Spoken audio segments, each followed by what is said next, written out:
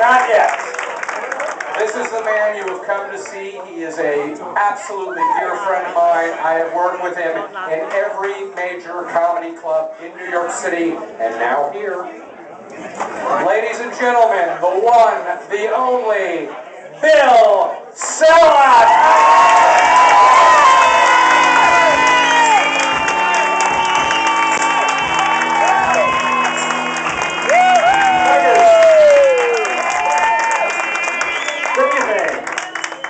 I'll start off with some cheap applause. Hello, Fort Lee. Thank you very much. I'd also like to apologize in advance if I interrupt any personal conversations that are going on this evening. They sound very interesting, as we all can hear them. But just a show of hands, how many of you actually know me from high school? How many of you know me from Facebook? Very good. I'm sure the rest of you recognize me from my extensive career as an extra in movies and television shows. Yeah! I even got to be an extra on The Sopranos during the last season, which was a very big thrill for me. I got to sit at the bar at the Bada Bing Club and... No, I'm not kidding. This is true. I'll tell you the episode. I have it on DVD. I got to sit there and look at topless girls and pretend to drink alcohol for like 4 hours. The Bada Bing Club was great, and after the shoot was over, they told me the compensation was going to be $75, and I thought that was fair, so I paid them. Now, you may be wondering, when you do a scene at the Bada Bing Club, do they give you real alcohol? Although, unfortunately, the booze is fake, but I feel that's only appropriate because so are most of the boobs on the dancers. Of course, the big difference between fake boobs and fake booze is you can still have a pretty good time with fake boobs.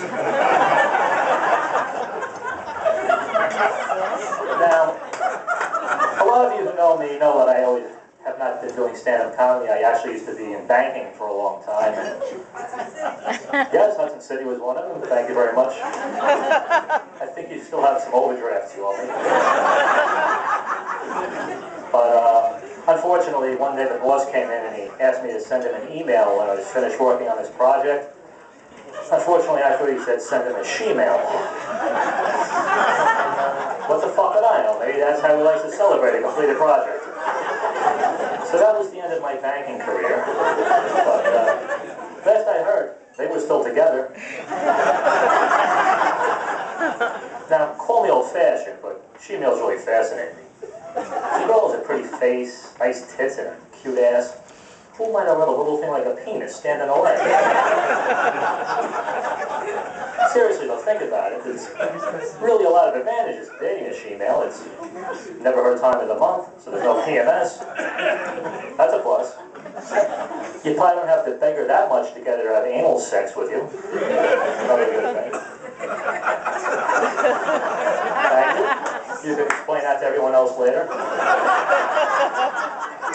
If she moves in with you, she's probably already got the his and her towels.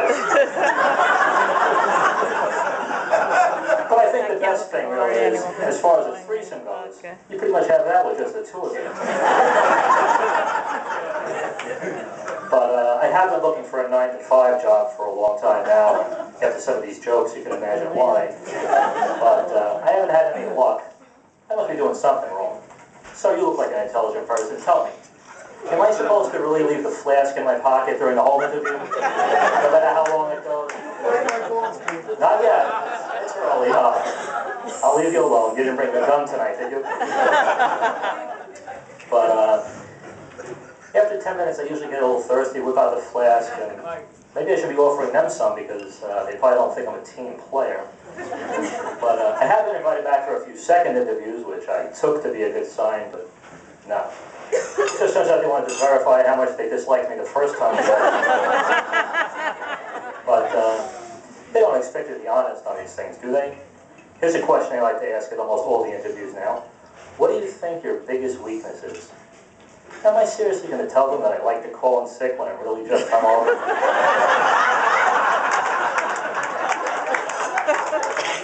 Let them find that out on their own. One interviewer wanted to know if I was bilingual. I I said, why? What country is this job taking place in? I said, no, sir, I'm only unilingual, but I am bi-curious, if that helps. It didn't. And every time you go on another interview, you got to fill out another application. It's crazy. This was actually on an application a few weeks ago. There's 3 references. Cannot be friends, family, or co-workers, past or present.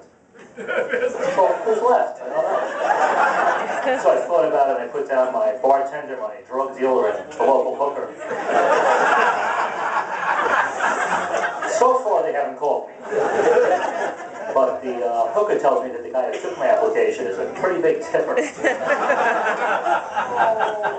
Yeah, I tried everything. I even went to a job fair. That sucked. There were no rides.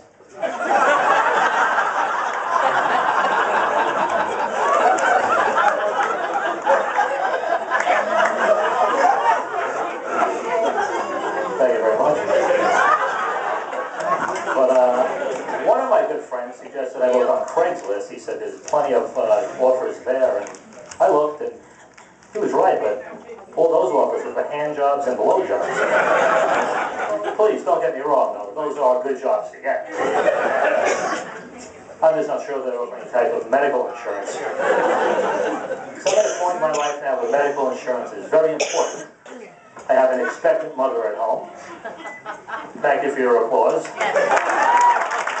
Thank you, guys. But it's probably not what you think anyway. It's just that my mom lives with me, and she really expects a lot. Speaking of medical insurance, I was at my doctor the other day, and he asked me to give him a stool sample. I said, yeah, no problem, but isn't that a little unusual? I mean, you're my psychiatrist. He said he wanted to finally see me get my shit together. All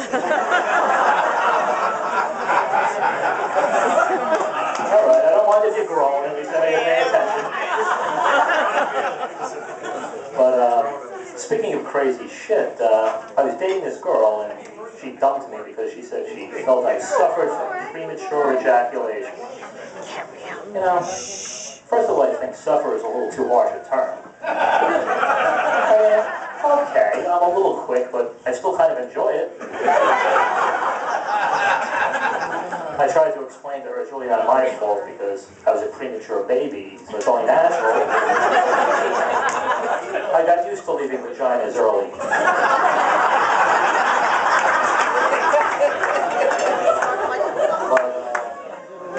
On top of that, my doctor now tells me I have a slightly enlarged prostate. And unfortunately, that's the only time anyone's used the word enlarged to describe anything in that area. Well, what's not fair is between the prostate and the premature ejaculation, you know, I still come in 30 seconds, but it takes me 3 minutes to pee. That's not fair. Anyway. So if you see me go to the bathroom, I'm out in 30 seconds, you know what I was doing.